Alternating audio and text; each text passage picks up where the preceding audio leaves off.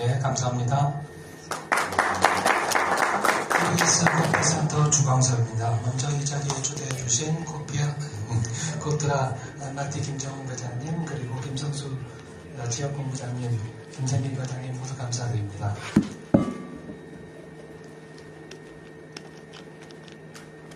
저는 농진청 소속이고요. 해외에 지금 우즈벡과 키르기스탄 두 군데 여기 중앙아시아에 나와 있습니다. 농업 관련 ODA 프로젝트를 하고 있고요. 먼저 키르기스 전반적인 상황에 대해 설명을 드리겠는데, 키르기스 하나만 가지고 설명하면 잘 이해가 안 되거든요. 그래서 중앙아시아 전체를 가지고 설명을 드리도록 하겠습니다. 이 자료는 설명을 드릴 건 아니고요. 저희가 이제 2025년도 농업개방, 전체개방 및 농업개방을 조사한 자료입니다. 이거는 코트라에 전달해 놨으니까요. 필요하신 분들은 전달을 받으시면 됩니다. 이 자료는 뭐 그냥 통계 숫자라서 따로 설명을 드리지는 않겠습니다. 자료를 그냥 받으시기 바랍니다.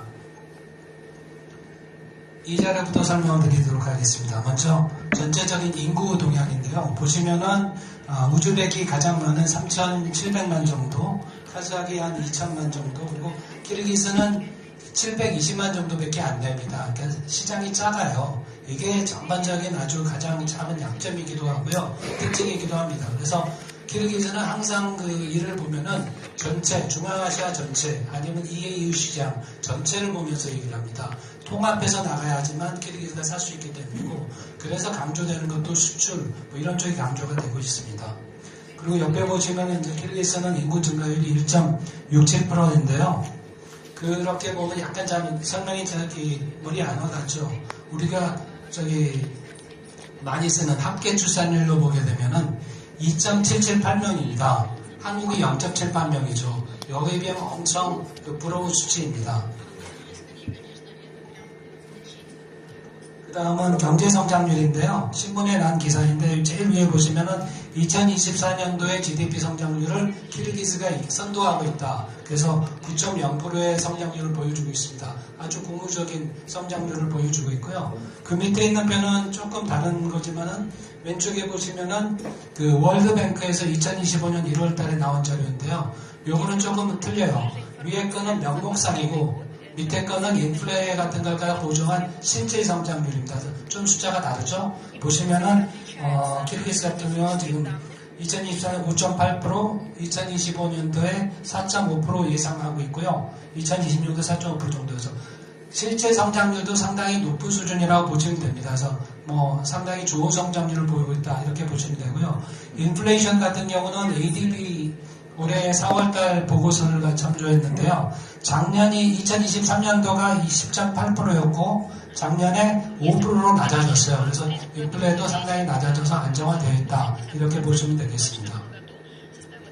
그 다음은 최근 5년간의 환율 추이를 봤더니만 전반적으로는 약간 평가 절하되는 추이를 보이고 있지만 그래도 약 87에서 전략입니다. 이 자료에서 보시면은 GDP는 연간 300억 달러까지 성장시키겠다. 그리고 1인당으로 하면 4,500불까지.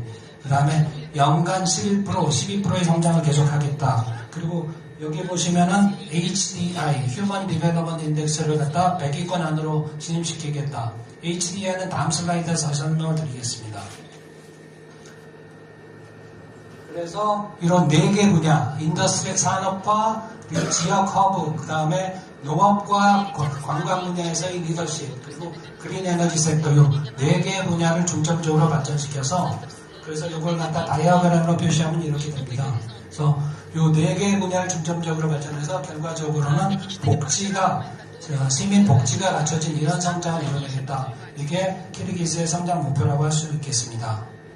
거의 2배 상승을 했어요. 그래서 빨리 움직이고 있다는 것도 함께 참고를 하셔야 됩니다. 항상 투자를 고민하실 때 노동비가 시간당 얼마냐를 생각하시는 오산입니다. 그건 절대로 좋은 지표가 아니에요. 그냥 참고만 하시고 생산성 대비 얼마를 이뤄볼 수 있느냐, 노동력이 그만큼 필요하냐 이런 것들을 종합적으로 판단을 하셔야 됩니다. 그 다음은 국가 신인도 통계인데요. 제일 왼쪽에 이제 S&P를 보시면은 올해 2025년도에 키르기스가 B 플러스로 진입을 했고, 그리고 안정적으로 보여지고 있습니다. 중앙아시아 국가들 모두 B 그룹이고요. 그 한국의 그 AA 그룹보다는 찌지만 대부분 다 안정적으로 움직이고 있습니다. 그 다음에 소득 불평균제, 소득 불평등을 나타낸 진위계수 살펴보면요. 그러니까 요 숫자를 참고해서 이제 밑에 쭉 보시면은, 위에 쭉 보시면, 카자흐 26국으로 쭉 해가지고 상당히 양호합니다.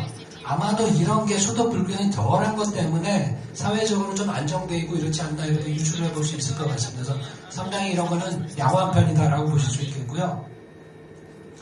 그 다음에는 그 PDI라는 개념을 설명드리겠습니다. 파워 디스턴스 인덱스라는 사회학적 개념인데요. 이건 뭐냐면은 이 계약, 이 위계 질서 이런 거에 대해서 우리 어떻게 받아들이냐예요. 그러니까 덴마크, 오스트리아, 뉴질랜드, 스웨덴 이런 북유럽 국가들 이런 데가 그 PDI가 되게 낮아요. 이런 데는 어떻게 하느냐? 사람들이 그 수평적이에요. 그러니까 위계 질서에 대해서 별로 그렇게 신경 안 써요. 누가 위에 사람이 뭐라 그러면 왜? 넌 뭔데? 반면에 위계 질서가 높은 나라, 그 중국, 러시아, 아랍권이 높은데 이런 나라는 되게 권위적이에요. 계급적이고. 한국도 되게 이 PDR이 높은 나라 중에 속합니다. 그래서 우리 자랐을 때 쭉 보듯이 상당히 위계적이잖아요. 근데 의외로 이 숫자들을 보세요. 그러면 이제 한국이 60이고 미국이 42 정도인데 이쪽 나라들은 88, 90 수준이에요. 되게 높습니다. 그 PDR이 높다는 뜻은 무슨 얘기냐면은 사람들이 되게 권위적이고요. 그 다음에 모든 권한이 윗사람한테 집중이 돼요. 그래서 이 권한 유임이 잘 안 돼요. 모든 걸 다 한 사람이 결정권자가 쥐고 있지 그렇게 되지 않아요. 이런 것들이 특징으로 받아들이면 되겠습니다. 랭킹이에요. 유엔사나 국제기관에서 매년 나오는 자료인데 항상 이 제일 높은 나라들은 핀란드, 덴마크, 아이슬란드 1, 2, 3등이고요. 한국에 보시면 58등이에요. 별로 높 43등, 우즈벡이 53, 키르기스가 75. 한국이나 중앙아시아나 전반적으로 그러니까 GDP는 조금 낮지만 모든 걸 다 함께 따지고 보면은 비슷한 수준이 있다. 이렇게 보시면 되겠습니다. 네, 이걸로 전반적인 상황에 대해서 마치고 농업에 대해서 잠깐 설명을 드리도록 하겠습니다. 네, 2024년도에 그 아그리 다이얼로그 농업부에서 주최하는 행사에서 하는 그 포럼입니다. 여기에서 보시면 1, 2, 3, 4, 5 보시면은 관계, 종자 인증, 그 다음에 로지스틱, 가공, 그리고 수출, 리서치. 리서치는 저기도 엑스텐션 서비스 이런 것도 다 포함이 되는 개념인데 이렇게 발표를 했었고 올해도 같은 행사를 했었는데요. 올해도 똑같은 걸 1, 2, 3, 4, 5 말만 조금 바뀌었지 똑같은 걸 하고 있습니다. 결론적으로 지금 현재 키르기스 농업에서 가장 중요한 사항들은 요 5가지다. 이렇게 보시면 되겠습니다. 그러면 오늘 주제인 농업기술, 스마트팜에 대한 것을 설명을 드리도록 하겠습니다. 작년에는 여기에서 케이스를 갖다 몇 가지 설명을 드렸고요. 올해는 이 자리에 대해서 2가지를 준비를 했었습니다. 하나는 패널 디스커션을 했어요. 그리고 그 다음은 지역에 계속 저희가 다니면서 설문조사를 했습니다. 포커스 그룹에는 3월 5일날 했었고요. 그 다음에 6분을 모시고 전문가들을 모시고 했습니다. 그 중에 전 농업부 장관을 하셨던 분이고 현재 베리아페 회장하고 계시고 보니까 뒤에 2분 또 참석하셨던 전문가 2분이 참석하고 계시는데 이분들을 모시고 스마트팜이 왜 어떤 게 필요하고 지금 상황이 어떠고 어떻게 생각하는지 대해서 여쭤봤습니다.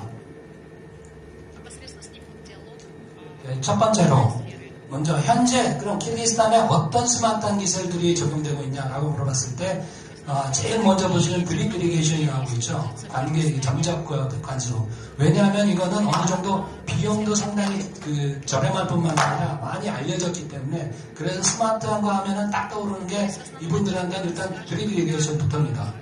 그리고 상당히 효율적이에요. 물 관리하는 데 효율적이고 비용도 덜 들어가고 이런 것들이 여기에서 선호되고 있는 거다. 그 다음 보시면은 센서 for 라이프스톡 매니지먼트, 이거는 축산 관련한 분이 거기 있었기 때문에 축산하는데 이 센서 기술들이 많이 이용되고 있다. 그래서 지금 여기도 도입되고 있다 이런 거였고요. 그 다음에 드론 들어오고 있고 방제나 이런 시설들에 부분적으로 쓰이고 있습니다. 일렉트릭 펜스는 마찬가지로 가축에 쓰는 전기 철제를 얘기하는 거고요. 그 다음에 GPS를 이용한 트랙터나 이런 거 움직이는 거, 여기에서도 키리에서도 이용되고 있습니다. 네, 웨더 어플리케이션, 이건 상당히 중요하게들 말하고 있어요. 이게 참 필요하다. 그리고 그린하우스에서 하는 그 기후 통제, 클라이밋 컨트롤, 그 다음에 솔라 에너지와 윈드 에너지, 이런 것들이 현재 전면적으로 들어오는 건 아니고 이렇게 와서 시도가 되고 있다라는 얘기가 되겠습니다. 그래서 그러면은 스마트 plan의 이점은 뭐냐? 왜 이걸 들어와야 되느냐? 보시다시피 전반적으로 저희가 생각하는 거랑 딱 동일합니다. 다 잘 알고 있어요. 문제는 돈이 없어서 못하는 거지 모르는 건 아니에요. 그리고 그거에 대해 세부적으로 더 가르쳐줘야 되는 거지. 그래서 보시면은 노동비 절감, 생산성 향상, 수자원 개선, 수자원 효율성 개선, 그 다음에 건강 개선, 디시전 메이킹, 판단하는데 결정하는데 더 도와주는 거, 그 다음에 마켓 인포메이션, 이 모든 것들 결론적으로 다 이거 가져가지고 수익성 올리는 거, 이거에 대해서 모두 다 동의하고 있습니다. 근데 동의하는데 왜 못하느냐? 아까 말씀드렸듯이 가장 큰 게 제일 먼저 앞에 있는 파이낸셜 밸류예요. 돈이 없어요. 여기 이자 비용이 너무 높아요. 이 비용이 20% 30%입니다.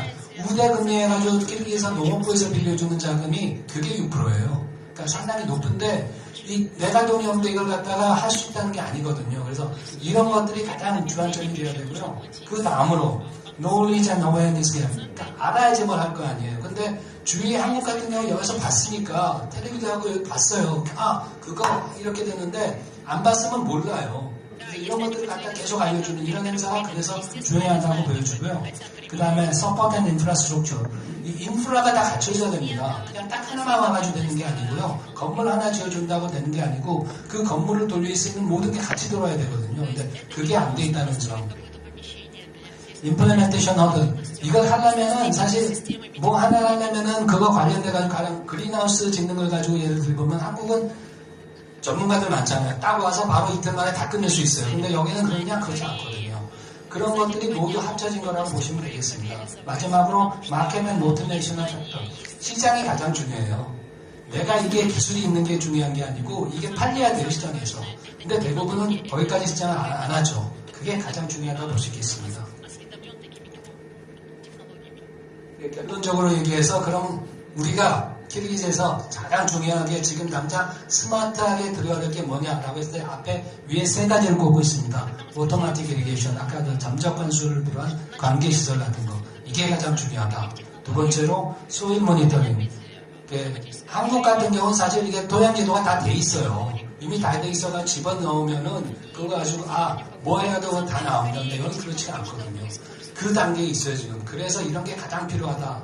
그다음에 웨더 포캐스팅, 이거는 농업하는 데서 가장 중요하지 않습니까? 그러니까 요새 줄을 받아들일 준비가 얼마나 돼 있냐, 우리가 지금 준비가 돼 있냐 했을 때 전반적으로 봐서 아직 준비가 충분하지 못하다, 이렇게 평가가 됐습니다. 물론 하고는 싶지만 뭐 이런저런 이유 때문에 아니면 교육 때문에 여러 가지 이유 때문에 아직은 조금 충분하지 못하다, 이런 결론이 받아들여졌고요.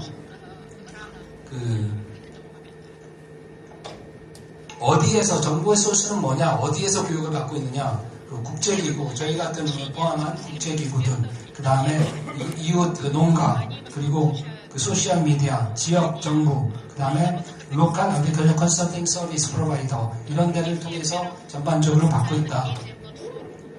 그러면은 교육이 부족한데 얼마나 교육을 받아봤느냐 그랬을 때 전반적으로 대부분이 아직 못 받아봤다, 부분적으로 받아봤다, 이렇게 결론이 났습니다. 그래서 교육이 부족하고 이걸 하는 게 가장 시급한 과제다라고 할 수 있겠습니다.